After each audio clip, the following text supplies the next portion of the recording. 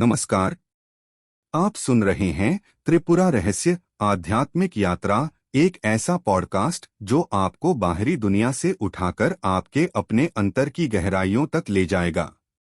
आज हम प्रारंभ कर रहे हैं इस दिव्य यात्रा का पहला पड़ाव। दोस्तों, त्रिपुरा रहस्य कोई साधारण ग्रंथ नहीं है। यह एक ऐसा आध्यात्मिक खजाना है जहां तंत्र और अद्वैत वेदांत का अद्भुत संगम मिलता है। यह ग्रंथ हमें एक गहरे संवाद के माध्यम से मिलता है, जहां भगवान दत्तात्रेय और परशुराम के बीच जीवन, चेतना और सत्य पर चर्चा होती है। लेकिन प्रश्न यह है, क्या यह संसार वास्तव में वैसा है जैसा हम देखते हैं? क्या हम सच में बंधे हुए हैं, या यह केवल एक भ्रम है? त्रिपुरा रहस्य कहता है, यह पूरा जगत एक दर्पण में दिखने वाले प्रतिबिंब के समान है, और वास्तविक सत्य है शुद्ध चिति, शुद्ध चेतना। आज के इस एपिसोड में हम सरल भाषा में समझेंगे त्रिपुरा रहस्य क्या है, इसका मूल संदेश क्या है, और यह हमारी जिंदगी को कैसे बदल सकता है। तो आइए अपने मन को शांत करें और इस आध्यात्मिक यात्रा में पहला कदम रखें।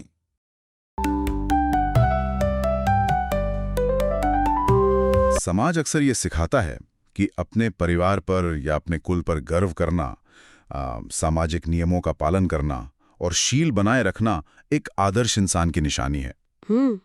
बचपन से ही हमारे दिमाग में ये बात बैठा दी जाती है कि इन्हीं पैमानों पर खरा उतरकर कोई भी व्यक्ति जीवन में सम्मान पा सकता है। हाँ, बिल्कुल। एक तरह से ये सामाजिक व्यवस्था बनाए रखने का एक तरीका है। सही बात है। लेकिन सोचिए, क्या हो अगर एक प्राचीन और रहस्यमयी दर्शन ये दावा करे कि समाज की ये जो तथाकथित अच्छाइयाँ हैं, ये दरअसल हमारी मानसिक बेड़ियाँ हैं। क्या हो अगर ये पता चले कि ये वो जंजीरें हैं जो किसी भी इंसान को उसकी असली क्षमता तक पहुंचने से रोक रही हैं। ये एक बहुत ही विद्रोही विचार है, क्योंकि हम हमेशा सोचते हैं कि कुछ नया जोड़कर ही पूर्णता मिलेगी। वही तो, कुछ नया सीखना, नई आदतें डालना। लेकिन आज के स्रोत एक बिल्कुल ही अलग विचार सामने रखते हैं। ये विचार कि सर्वोच्च शिखर तक पहुंचने का रास्ता कुछ जोड़ने में नहीं, बल्कि चीजों को निर्ममता से हटाने में है। चलिए इसे समझते हैं। आज के इस गहरे विश्लेषण में हम रमेश चौहान जी की ई बुक त्रिपुरा रहस्य, परम चेतना का अनावरण के अंशों पर चर्चा करने वाले हैं। आज का हमारा मिशन इस जटिल ग्रंथ को डिकोड करना है। बिल्कुल, और ये देखना है कि कैसे ये ग्रंथ केवल रहस्यमयी आध्यात्मिक बातें नहीं करता, बल्कि इंसान के मन की प्रोग्रामिंग को हैक करके पूर्णता का एक ऐसा मार्ग दिखाता है जो आज की अतिव्यस्त दुनिया में भी लागू होता है। हाँ, तो इस चर्चा की नींव कहाँ से शुरू होती है? मतलब ये विचार किस परंपरा से उपजा है? देखिए, इसे समझने के लिए ये जानना जरूरी है कि ये ग्रंथ भारतीय आध्यात्मिक साहित्य के एक बेहद शक्तिशाली और अक्सर गलत समझे जाने वाले हिस्से से आता है। मेरा मतलब है तंत्र शास्त्र से। ओ, तंत्र। आम धारणा में तो तंत्र शब्द सुनते ही लोगों के दिमाग में कोई डरावना, जादू टोना या रहस्यमय अनुष्ठान आने लगता है। सही कहा। लेकिन अगर हम इसके मूल दार्शनिक और मनोवैज्ञानिक ढांचे का विश्लेषण करें, तो तंत्र एक अत्यंत वैज्ञानिक क्षेत्र है। इसे मुख्य रूप से शैव, शाक्त, वैष्णव, गणपत्य और सौर जैसे प्रमुख संप्रदायों में बांटा गया है। और मैं कहूंगी कि इस तांत्रिक दर्शन की सबसे बड़ी खूबी ये है कि ये जीवन की ऊर्जाओं को नकारता नहीं है। नकारता नहीं है? मतलब ये संन्यास की बात नहीं करता? बिल्कुल नहीं। अन्य दर्शन जहां संसार से भागने की बात करते हैं, तंत्र उसी संसार के बीच रहकर ऐश्वर्य और आध्यात्मिक पूर्णता दोनों को एक साथ साधने का एक व्यवहारिक फास्ट ट्रैक मार्ग प्रस्तुत करता है। त्वरित परिणाम या फास्ट ट्रैक मार्ग, ये तो आधुनिक दुनिया के लिए सबसे आकर्षक प्रस्ताव है। आज हर किसी को इंस्टेंट नतीजे चाहिए। लेकिन स्रोतों का गहराई से अध्ययन करने पर पता चलता है कि ये त्वरित मार्ग कोई सस्ता शॉर्टकट नहीं है। इसकी एक बहुत भारी कीमत चुकानी पड़ती है। और वो कीमत क्या है? कीमत यह है कि इंसान को अपनी उन सभी मानसिक और सामाजिक पहचानों से पूरी तरह मुक्त होना पड़ता है, जिन्हें वो जीवन भर सहेज कर रखता है। यहीं पर तंत्र की एक बहुत गहरी मनोवैज्ञानिक अवधारणा सामने आती है, जिसे अष्टपाश या 8 बंधन कहा गया है। 8 बंधन मतलब 8 ऐसी चीजें जो हमें बांध कर रखती हैं? हाँ, ग्रंथ स्पष्ट करता है कि जब तक किसी भी व्यक्ति के भीतर ये अष्टपाश मौजूद रहते हैं, तब तक उसका जीव भाव समाप्त नहीं होता।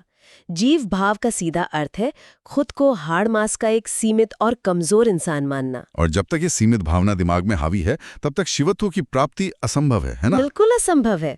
तंत्र ने इन 8 पाशों को बहुत स्पष्ट रूप से चिन्हित किया है।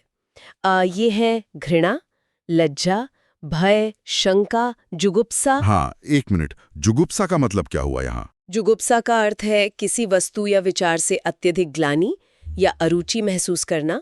इसके अलावा छठा है कुलाभिमान, यानी अपने परिवार या वंश का अहंकार। 7वां है शील, यानी समाज के बनाए आदर्शों पर हद से ज्यादा खरा उतरने की प्रवृत्ति। और 8वां है जाति या किसी भी तरह का वर्गीकरण। बाप रे! अगर इन 8 बंधनों के काम करने के तरीके को आज की तकनीक की भाषा में एक रूपक के जरिए समझा जाए, तो ये किसी आधुनिक स्मार्टफोन के ऑपरेटिंग सिस्टम की तरह है। अच्छा, वो कैसे? मान लीजिए कि आपके पास एक बेहद शानदार हाईटेक डिवाइस है। उसका प्रोसेसर दुनिया में सबसे तेज है, लेकिन वो डिवाइस लगातार हैंग हो रहा है, धीमा चल रहा है और बैटरी तेजी से खत्म हो रही है। ऐसा क्यों? ऐसा इसलिए नहीं है कि हार्डवेयर खराब है, बल्कि इसलिए है क्योंकि उस डिवाइस के बैकग्राउंड में 8 भारी भरकम ऐप्स लगातार चल रहे हैं। ये ऐप्स भय, शंका, कुलाभिमान और घृणा के हैं, जो लगातार प्रोसेसिंग पावर सोख रहे हैं। अरे वाह, ये बहुत ही सटीक उदाहरण है। हाँ, और जब तक कोई व्यक्ति सेटिंग्स में जाकर इन बैकग्राउंड ऐप्स को फोर्स स्टॉप नहीं करता, उन्हें जड़ से बंद नहीं करता, तब तक वो डिवाइस अपनी वास्तविक क्षमता पर काम कर ही नहीं सकता। शिवत्व का मतलब ही है उस डिवाइस का बिना रुकावट काम करना। यहाँ जो बात सबसे रोचक है वो ये है कि इन बंधनों की सूची में कुछ ऐसे नाम हैं जो समाज के स्थापित ढांचे पर सीधा प्रहार करते हैं। मेरा मतलब है, घृणा या भय को तो कोई भी नकारात्मक मान लेगा। बिल्कुल, घृणा तो बुरी चीज है ही। लेकिन अगर कुलाभिमान और शील को देखा जाए तो कहानी पलट जाती है। समाज हमेशा ये सिखाता है कि हमें अपने ऊंचे कुल पर गर्व होना चाहिए। समाज शील को यानी लोकलाज को एक महान गुण मानता है। हाँ, लोग क्या कहेंगे वाली जो मानसिकता है। बिल्कुल, लेकिन तंत्र का मनोविज्ञान कहता है कि ये सामाजिक रूप से उपयोगी हो सकते हैं, पर आध्यात्मिक रूप से ये शुद्ध जहर है, क्योंकि समाज को व्यवस्था बनाए रखने के लिए डरे हुए और नियमों में बंधे लोगों की जरूरत होती है। ये एक बहुत ही तीखा सत्य है। जब तक दिमाग इस बात में उलझा है कि मैं फला ऊंचे परिवार का हूं, वो उस असीम चेतना से कैसे जुड़ सकता है? सही कहा, सत्य की खोज करने वाली चेतना किसी कुल या जाति के दायरे में नहीं बन सकती। तो अब मुख्य सवाल ये आता है कि इस हार्डवेयर को रीप्रोग्राम कैसे किया जाए? इन बैकग्राउंड ऐप्स को हमेशा के लिए बंद करने की विधि कहाँ से आती है? मुझे लगता है इसी बिंदु पर त्रिपुरा रहस्य ग्रंथ की प्रासंगिकता उभरती है। एकदम सही। इस ग्रंथ के ऐतिहासिक महत्व को समझना बहुत जरूरी है।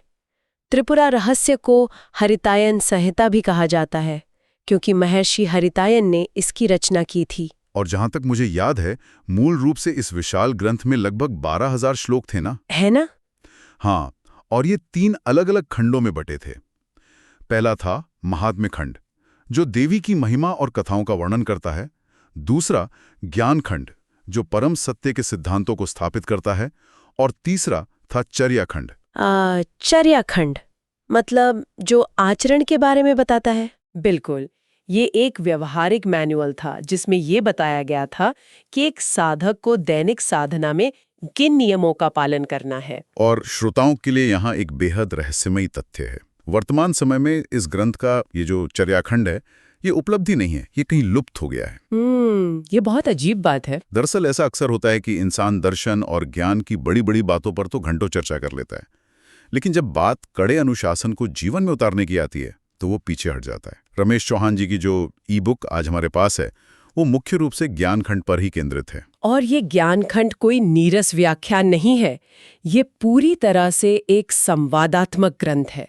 ये भगवान दत्तात्रेय और ऋषि परशुराम के बीच का संवाद है। दत्तात्रेय जिन्हें भारतीय परंपरा में परम स्वतंत्र चेतना का प्रतीक माना जाता है। हाँ, कहानी की शुरुआत में परशुराम सबसे पहले देवी त्रिपुरा की महिमा के बारे में सुनते हैं।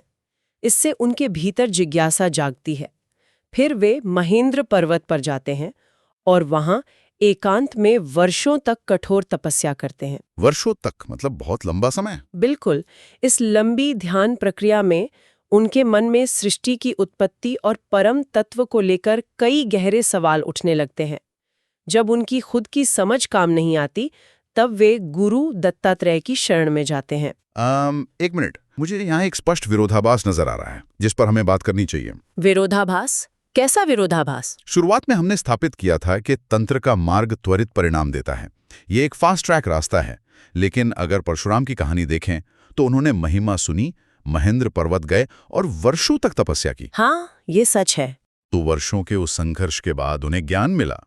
क्या ये कथा इस बात का संकेत नहीं दे रही कि केवल किसी पॉडकास्ट को सुन लेना या ज्ञान की बातें कर लेना पर्याप्त नहीं है? क्या तैयारी ज्यादा महत्वपूर्ण है? ये एक बहुत ही सूक्ष्म अवलोकन है आपका, और यही तंत्र का असली रहस्य है। तंत्र त्वरित है, लेकिन इसका मतलब यह नहीं है कि ये बिना तैयारी के काम करेगा। मतलब कोई शॉर्टकट नहीं है? नहीं। स्रोत इस बात पर बहुत जोर देते हैं कि चाहे कोई कितना भी महान दर्शन पढ़ लें, परम तत्व को ग्रहण करना तब तक असंभव है जब तक कि शुद्ध अंतःकरण की अवस्था प्राप्त ना हो जाए। शुद्ध अंतःकरण? हाँ, इसका मतलब केवल अच्छे विचार रखना नहीं है। इसका मतलब है मन, बुद्धि और अहंकार का पूरी तरह से साफ हो जाना। वो जो अपने स्मार्टफोन के बैकग्राउंड एप्स वाली बात कही थी ना, उन्हें डिलीट करना रातों रात नहीं होता। अरे, इसका अर्थ तो ये हुआ कि जब तक हार्ड डिस्क पूरी तरह से फॉर्मेट नहीं हो जाती, तब तक नया ऑपरेटिंग सिस्टम इंस्टॉल ही नहीं किया जा सकता। एकदम सही। यदि मन में अहंकार या अष्टपाश बचे में है और ऐसे में अद्वैत या तंत्र का उच्च ज्ञान दे दिया जाए, तो वो ज्ञान साधक को मुक्त करने के बजाय उसके अहंकार को और बड़ा कर देगा। वो सोचने लगेगा कि मैं ही शिव हूं, मुझे किसी नियम की जरूरत नहीं है। बिल्कुल। इसी खतरे से बचने के लिए स्रोत स्पष्ट करते हैं कि गुरु कृपा और निष्काम कर्म के बिना आधार तैयार नहीं होता। परशुराम का महेंद्र पर्वत पर बिताया गया समय ज्ञान पाने का समय नहीं था। वो सिर्फ खुद को एक खाली बर्तन बनाने की प्रक्रिया थी, ताकि जब गुरु दत्तात्रेय सत्य की एक बूंद भी डालें तो वो सीधे गहराई तक उतर जाए। हाँ, उसी शुद्ध अंतःकरण को गढ़ने का संघर्ष था वो। ये तैयारी का चरण किसी भी आध्यात्मिक यात्रा का सबसे कठिन हिस्सा लगता है। लेकिन जब ये बर्तन खाली हो गया, तब गुरु दत्तात्रेय ने ब्रह्मांड का वो अंतिम रहस्य कैसे उद्घाटित किया, उस परम तत्व को कैसे समझाया? दत्तात्रेय ने समझाया कि ये जो पूरा ब्रह्मांड दिख रहा है, उसके मूल में केवल एक ही परम तत्व है, और वो तत्व कोई भौतिक ऊर्जा नहीं है, बल्कि वो शुद्ध चेतना है, जिसे चिति कहा गया है। चिति मतलब शुद्ध अवेयरनेस। हाँ, ये चिति कोई शून्य या खालीपन नहीं है। ये सर्वव्यापी है और अनंत शक्ति से संपन्न है। इस दर्शन की एक खास बात यह है कि परम चेतना और उसकी शक्तियां अलग-अलग नहीं है, वे अभिन्न हैं, जैसे आग और उसकी गर्मी। यहाँ बात बहुत दिलचस्प हो जाती है, क्योंकि इस दिखने वाले जगत को समझाने के लिए स्रोत में एक बहुत ही अद्भुत रूपक का इस्तेमाल किया गया है, दर्पण का रूपक। अरे हाँ, वो शीशे वाला उदाहरण बहुत ही गहरा है वो। बिल्कुल। अगर एक विशाल दर्पण की कल्पना करें और उसके सामने कोई दृश्य रखा जाए, चाहे वो कोई खूबसूरत बगीचा हो या भयंकर आग की लपटें हों, वे सारी चीजें उस दर्पण के भीतर एक प्रतिबिंब के रूप में दिखती हैं। बिल्कुल दिखती हैं। लेकिन क्या वो प्रतिबिंबित आग कभी उस शीशे को जला पाती है या बगीचा उस शीशे को महका पाता है? बिल्कुल नहीं। शीशे के भीतर पूरी दुनिया समा जाती है, फिर भी शीशा अपने आप में हमेशा असंग रहता है। और त्रिपुरा रहस्य कहता है कि ये जो शुद्ध चेतना या चिति है, वो उसी विशाल दर्पण की तरह है। हाँ, ये अंतरिक्ष, समय, करोड़ों आकाशगंगाएं, ये सब उसी चेतना के दर्पण में उभरने वाले प्रतिबिंब हैं। वो चेतना खुद इन आकारों से अप्रभावित रहती है। मैं कहूंगी कि ये दर्पण का रूपक वास्तविकता की प्रकृति को समझने की एक वैज्ञानिक कुंजी है। ये स्पष्ट करता है कि ये दुनिया चेतना से अलग कोई मृत वस्तु नहीं है, बल्कि चेतना का ही अपना खेल है। और इसी शुद्ध चेतना को तंत्र में त्रिपुरा देवी के नाम से पूजा जाता है। उन्हें ललिता, षोडशी, श्री विद्या जैसे कई नामों से जाना जाता है ना? बिल्कुल। और तंत्र ने इस सर्वोच्चता को स्थापित करने के लिए एक बेहद प्रतीकात्मक दृश्य का सहारा लिया है। श्रोत में एक भव्य सिंहासन का वर्णन आता है। वो सिंहासन जिसके पाए देवता हैं। हाँ, शाक्त दर्शन के अनुसार देवी त्रिपुरा एक अनंत विस्तार वाले सिंहासन पर विराजमान है और इस सिंहासन के 4 पाए स्वयं ब्रह्मा, विष्णु, शिव और इंद्र हैं और जो उसका पट है यानी बेस वो सदाशिव हैं। यह दृश्य तो तंत्र के विद्रोही विचार को बहुत मजबूती से स्थापित करता है। जिन सृष्टिकर्ता, पालनकर्ता और संहारकर्ता को दुनिया सर्वोच्च मानकर पूजती है, वे भी उस अकेली शुद्ध चेतना के अधीन हैं। सही कहा, वे देवता उस चेतना के उपकरण मात्र हैं। ये एक ऐसा विचार है जो पारंपरिक मान्यताओं की नींव हिला देता है। लेकिन यहाँ एक दार्शनिक प्रश्न उठता है। भारत में अद्वैत वेदांत का दर्शन भी तो कुछ ऐसी ही बात करता है ना? वो भी कहता है कि सब कुछ एक ही ब्रह्म है। अगर हम इसे बड़ी तस्वीर से जोड़ें तो ये भारतीय दर्शन के सबसे गहरे विषयों में से एक है। शंकराचार्य का अद्वैत वेदांत और ये शाक्त दर्शन दोनों ही अद्वैतवादी हैं, लेकिन दुनिया कैसी दिखती है इस पर दोनों के नजरियों में बड़ा सैद्धांतिक अंतर है। वो अंतर क्या है? अद्वैत वेदांत मानता है कि जो परम सत्य है यानी ब्रह्म, वो पूरी तरह से निर्विकार और निर्विशेष है। मतलब उसमें कोई बदलाव नहीं है, वो बस शांत है। अद्वैत के अनुसार ये जो दुनिया है ये असल में है ही नहीं, ये सिर्फ माया है।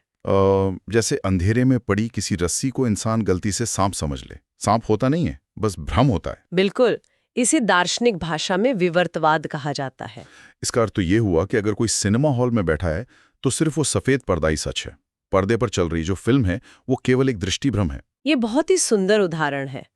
लेकिन त्रिपुरा रहस्य और शाक्त दर्शन इस दुनिया को भ्रम या माया नहीं मानता। वे कहते हैं कि परम तत्व केवल एक निष्क्रिय पर्दा नहीं है, वो तत्व शक्तिमय है और विमर्श रूप है। विमर्श का मतलब? विमर्श का मतलब है उसमें स्वयं को जानने की क्षमता है, सृजन करने की स्वतंत्र इच्छा है। उनके अनुसार ये दुनिया कोई भ्रम नहीं है, बल्कि उसी चेतना की अपनी इच्छा का एक वास्तविक प्रकटीकरण है। इसे आभासवाद कहते हैं। ओह, जैसे दर्पण अपनी मर्जी से अपने ही भीतर दृश्यों को पैदा कर रहा है। बिल्कुल, वो अपनी ही शक्ति से दुनिया का खेल खेल रहा है। तो अगर इस पूरे विवाद को समेटा जाए तो चाहे दुनिया को माया माना जाए या चेतना का खेल, दोनों रास्तों का अंतिम लक्ष्य तो एक ही है। दोनों एक ऐसी अवस्था में पहुंचाना चाहते हैं जहां अखंड अद्वैत की अनुभूति हो। हाँ, मंजिल पूरी तरह से एक ही है, लेकिन जो सबसे बड़ा अंतर एक साधक के जीवन में आता है वो साधना के तरीके में आता है। अद्वैत वेदांत तर्क और विचार पर जोर देता है। वहां का मार्ग श्रवण, मनन और निधिध्यासन कहलाता है। मतलब अपनी बुद्धि और तर्क से विचार करके सत्य तक पहुंचना। हाँ, लेकिन क्योंकि तंत्र एक फास्ट ट्रैक मार्ग है, यह निरंतर विचार करने के बजाय विचारों के पार छलांग लगाने पर बल देता है। विचारों के पार? वो कैसे? स्रोत में एक अत्यंत रहस्यमयी अवस्था का वर्णन है जिसे निर्विषय अवस्था कहा जाता है। यह एक ऐसी स्थिति है जहां मन पूरी तरह जागृत तो रहता है, लेकिन उसके भीतर कोई विचार नहीं चल रहा होता। बिना विचार के जागृत रहना, यह तो बहुत मुश्किल लगता है।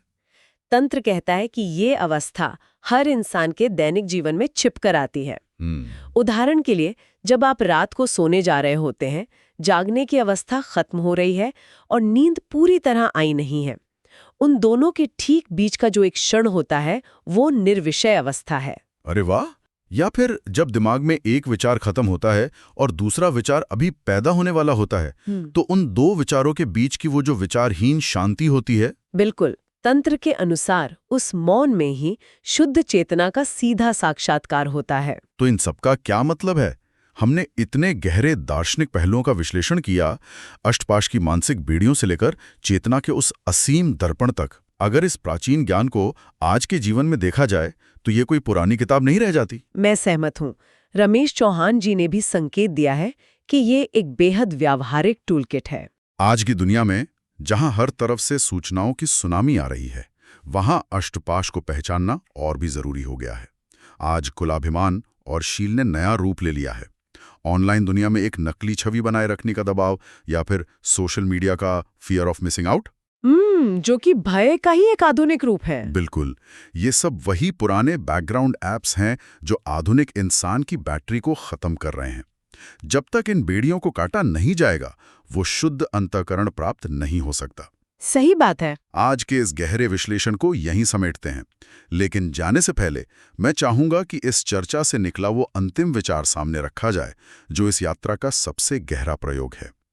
मैं कहूंगी वो अंतिम विचार उस निर्विषय अवस्था के विज्ञान में छिपा है। दिन भर हम अपने विचारों के शोर में उलझे रहते हैं। मन एक डाल से दूसरी डाल पर छलांग लगाता रहता है। लेकिन अगर एक प्रयोग किया जाए, विचारों में उलझने के बजाय सारा ध्यान उस जगह पर केंद्रित किया जाए जहां एक विचार खत्म होता है और दूसरा विचार अभी शुरू नहीं हुआ है। वो जो एक सेकंड के 1000वें हिस्से का खालीपन है। बिल्कुल। क्या ऐसा हो सकता है कि वो पल भर का विचारहीन सन्नाटा ही असल में उस शुद्ध चेतना का असली द्वार हो? क्या वो छोटा सा मौन ही वो त्रिपुरा है जिसे खोजने के लिए परशुराम ने वर्षों तक तपस्या की थी?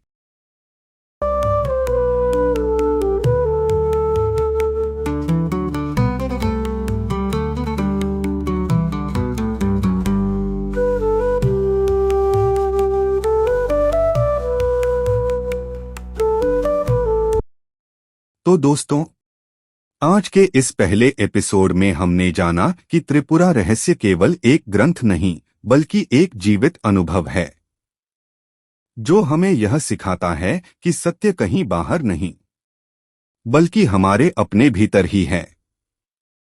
जब हम अपने मन के बंधनों से मुक्त होते हैं और गुरु की कृपा से अपने वास्तविक स्वरूप को पहचानते हैं, तभी आत्म साक्षात्कार संभव होता है। याद रखिए, संसार बदलने की आवश्यकता नहीं है, केवल अपने देखने का दृष्टिकोण बदलना है। इसी के साथ आज का यह एपिसोड यहीं समाप्त होता है। अगर आपको यह यात्रा पसंद आ रही है, तो इसे अपने मित्रों और परिवार के साथ अवश्य साझा करें और जुड़े रहिए हमारे साथ, क्योंकि अगले एपिसोड में हम और गहराई में उतरेंगे, जहां रहस्य और भी स्पष्ट होगा। तब तक अपने भीतर की शांति को महसूस कीजिए और याद रखिए, आप वही हैं जिसे आप खोज रहे हैं। नमस्कार।